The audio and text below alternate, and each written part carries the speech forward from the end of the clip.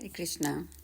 हम कल की कथा को आगे बढ़ाते हैं कि इक्ष्वाकु के साथ महाराज इक्ष्वाकु के साथ युद्ध करके वह शुकर राज हवा के वेग से उखड़कर गिरे हुए वृक्ष की भांति पृथ्वी पर गिर पड़ा और उस समय देवता उसके ऊपर फूलों की वर्षा कर रहे थे। तदंतर वे समस्त शूर क्रूर भयंकर व्याघ हाथों में पाश लिए उस शुक्री की ओर चले। शुक्री अपने चारों बच्चों को घेर के खड़ी थी। उस महासमर में कुटुंब सहित अपने पति को मारा गया देखकर वह शोक से मोहित होकर अपने पुत्रों से बोली, बच्चों, जब तक मैं यहाँ खड़ी हूँ तब तक शीघ्र गति से अन्यत्र भाग जाओ। यह सुनकर उनमें से ज्येष्ठ पुत्र ने कहा, मैं जीवन के लोभ से अपनी माता को संकट में छोड़कर चला जाऊं, ये कैसे हो सकता है माँ? यदि मैं ऐसा करूं तो मेरे जीवन को धिक्कार है। मैं अपने पिता के बैर का बदला लूंगा, युद्ध में शत्रु को परास्त करूंगा। तुम मेरे तीनों छोटे भाइयों को लेकर पर्वत की कंदरा में चले जाओ। जो माता पिता को विपत्ति में छोड़कर भाग जाता है वह पापात्मा होता है, उसे कोटि कोटि कीड़ों से भरे हुए नरक में गिरना पड़ता है। बेटे की बात सुनकर शुक्री दुख से आतुर होकर बोली, मेरे बच्चे, मैं महापापिनी तुझे छोड़कर कैसे जा सकती हूँ? मेरे ये 3 पुत्र भले ही चले जाएं। ऐसा निश्चय करके उन दोनों माँ बेटे ने शेष 3 बच्चों को आगे कर लिया और व्याधों के देखते देखते वे विकट मार्ग से जाने लगे। समस्त शुकर अपने तेज और बल के जोश में आकर बारंबार गरज रहे थे। इसी बीच में वे शूरवीर व्याघ वेग से चलकर वहां आ पहुंचे।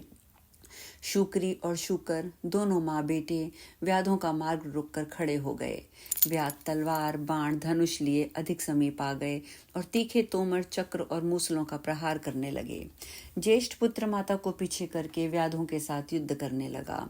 कितनों को दाड़ों से कुचलकर उसने मार डाला, कितनों को थथुनों की चोट से धाराशाही कर दिया, कितनों के खुरों को अग्रभाग से मारकर मौत के घाट उतार दिया। बहुत से शूरवीर रणभूमि में ढेर हो गए थे। राजा इक्ष्वाकु संग्राम में सुअर को युद्ध करते देख और उसे पिता के समान ही शूरवीर जानकर स्वयं उसके सामने आए।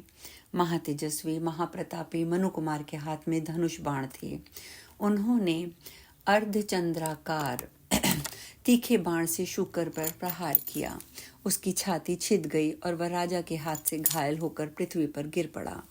गिरते ही उसके प्राण पखेरु उड़ गए। पुत्र के शोक और मोह से अत्यंत व्याकुल होकर शुक्री उसकी लाश पर गिर पड़ी। फिर संभलकर उसने अपने थूथुन से ऐसा प्रहार किया जिससे अनेकों शूरवीर धरती पर सो गए। कितने ही व्याध धाराशायी हुए, कितने ही भाग गए, कितने ही काल के गाल में चले गए। शुक्री अपने दाड़ों के प्रहार से राजा की विशाल सेना को खदेड़ने लगी। यह देखकर काशी नरेश देवराज की पुत्री महारानी सुदेवा ने अपने पति से कहा, प्राणनाथ, इस शुक्री ने आपकी बहुत बड़ी सेना का विध्वंस कर डाला है, फिर भी आप इसकी उपेक्षा क्यों कर रहे हैं? मुझे इसका कारण बताइए। महाराज ने कहा, विप्रिय, ये स्त्री है। स्त्री के वध से देवताओं ने इसको बहुत बड़ा पाप बताया है।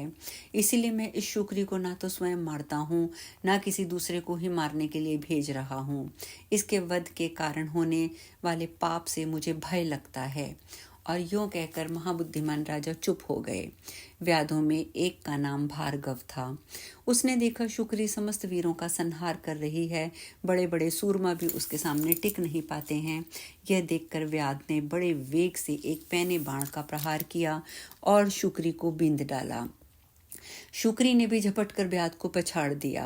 व्याध के गिरते गिरते शुक्री पर तेज धार वाली तलवार का भरपूर हाथ जमाया। वह बुरी तरह से घायल होकर गिर पड़ी और धीरे धीरे सांस लेती हुई मूर्छित हो चली। रानी सुदेवा ने उस पुत्र वत्सला शुक्री को जब धरती पर गिरकर बेहोश होते देखा और ऊपर को श्वास लेते देखा तो उसका हृदय करुणा से भर आया। वे उस दुखनी के पास गईं और ठंडे जल से उसका मुंह धोया, फिर समस्त शरीर पर पानी डाला।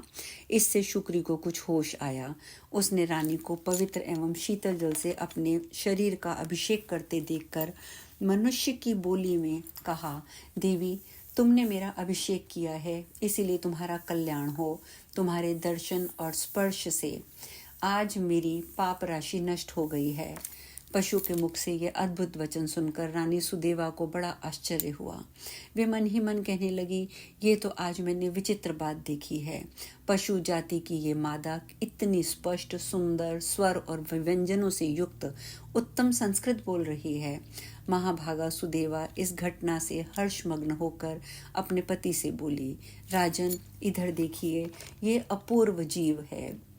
पशु जाति की स्त्री होकर भी मानवी की भांति उत्तम संस्कृत बोल रही है। इसके बाद रानी ने शुक्री से उसका परिचय पूछा। भद्रे, तुम कौन हो? तुम्हारा बर्ताव तो बड़ा विचित्र दिखाई देता है। तुम पशु योनि की स्त्री होकर भी मनुष्यों की तरह बोलती हो। अपने और अपने स्वामी के पूर्व जन्म का वृतांत बताओ। शुक्री बोली, देवी, मेरे पति पूर्व जन्म में संगीत कुशल गंधर्व थे। उनका नाम रंग विद्याधर था। कुछ लोग इन्हें गीत विद्याधर भी कहते थे। वे सब शास्त्रों में मर्मज्ञ थे। एक समय की बात है, महातेजस्वी मुनिश्रेष्ठ पुलस्त्य जी मनोहर कंदराओं और झरनों से सुशोभित गिरिवर मेरु पर निष्कपट भाव से तपस्या कर रहे थे। रंग विद्याधर अपनी इच्छा के अनुसार उस स्थान पर गए और एक वृक्ष की छाया में बैठकर गाने का अभ्यास करने लगे। उनका मधुर संगीत सुनकर मुनि का चित्त ध्यान से विचलित हो गया। वे गायक के पास जाकर बोले, विद्वान, तुम्हारे गीत के उत्तम स्वर, ताल, लय और मूर्छना युक्त भाव ने मेरे ध्यान से मेरे मन को विचलित कर दिया है। जब मेरा मन निश्चल होता है तभी समस्त विद्याएं प्राणियों को सिद्धि प्रदान करती हैं। मन एकाग्र होने पर ही तप और मंत्रों में सिद्धि होती है। इंद्रियों का ये महान समुदाय अधम और चंचल है। यह मन को ध्यान से हटाकर सदा विषयों की ओर ले जाता है। इसीलिए जहाँ शब्द, रूप और युवती स्त्री का अभाव होता है, वहीं मुनि लोग अपने तप की सिद्धि के लिए जाते हैं। तुम्हारे इस संगीत से मेरे ध्यान में बाधा पड़ती है। अतः मेरा अनुरोध है कि तुम इस स्थान को छोड़कर कहीं अन्यत्र चले जाओ, अन्यथा मुझे ये स्थान छोड़कर दूसरी जगह जाना पड़ेगा। गीत विद्याधर ने कहा, महामते, जिस महात्मा ने इंद्रियों के समुदाय और उसके बल को जीत लिया है, उसी को तपस्वी, योगी, धीर और साधक कहते हैं। आप जितेंद्रिय नहीं हैं, इसलिए तेज से हीन हैं। ब्राह्मण, यह वन सबके लिए साधारण है। इस पर सबका समान अधिकार है। इसमें कोई ननुनच नहीं हो सकता। मैंने इसके ऊपर देवताओं और संपूर्ण जीवों का जैसे इसके ऊपर देवताओं और संपूर्ण जीवों का स्वत्व है, उसी प्रकार मेरा और आपका भी है। ऐसी दशा में मैं इस उत्तम वन को छोड़कर क्यों चला जाऊं? आप जाएं, जहां जाना है चले जाएं, मुझे कोई परवाह नहीं है। विप्रवर पुलस्त्य जी धर्मात्मा हैं, इसलिए वे क्षमा करके स्वयं ही उस स्थान को छोड़कर अन्यत्र चले गए और योगासन में बैठकर तपस्या करने लगे। महाभाग मुनि श्रेष्ठ पुलस्त्य के चले जाने पर दीर्घ काल के पश्चात गंधर्व को पुनः उनका स्मरण हो आया। वे सोचने लगे, मुनि मेरे भय से भाग चले हैं, चलो देखूं कहाँ गए, क्या करते हैं, कहाँ रहते हैं। और ये विचार कर गीत विद्याधर पहले महर्षि के स्थान पर गया, फिर वराह का रूप धारण करके वे उनके उत्तम आश्रम पर गया। वहां पुलस्त्य जी आसन पर विराजमान थे। उनके शरीर के तेज की ज्वाला उठ रही थी, किंतु मेरे पति पर इसका कोई प्रभाव न पड़ा। वे कुचेष्टा पूर्वक थुथुन के अग्रभाग से उन नियमशील ब्राह्मण का तिरस्कार करने लगे, यहाँ तक कि उनके आगे जाकर उन्होंने मलमूत्र का त्याग कर दिया। किंतु पशु जानकर मुनि ने उनको छोड़ दिया, दंड नहीं दिया। मुनि की इस क्षमा का मेरे पति पर उल्टा ही असर हुआ। उनकी उद्दंडता और बढ़ गई। एक दिन शुकर के ही रूप में वे फिर वहां गए और बारंबार अट्ठास करने लगे। कभी ठहाका मार के हंसते, कभी रोते, कभी मधुर स्वर में गीत गाते।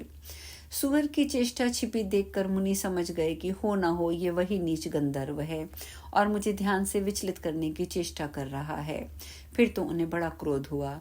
वे शाप देते हुए बोले, ओ महापापी, तू शुकर का रूप धारण करके मुझे इस प्रकार विचलित कर रहा है, इसीलिए अब शुकर की योनि में जा। देवी, यही मेरे पति के शुकर योनि में पड़ने का वृतांत है। वह सब मैंने तुम्हें सुना दिया। अब अपना हाल बताती हूँ, सुनो। पूर्व जन्म में मुझ पापनी ने भी घोर पातक किया है। अब आके शुक्री क्या कथा सुनाती है, ये चर्चा हम कल करेंगे। हरे कृष्णा।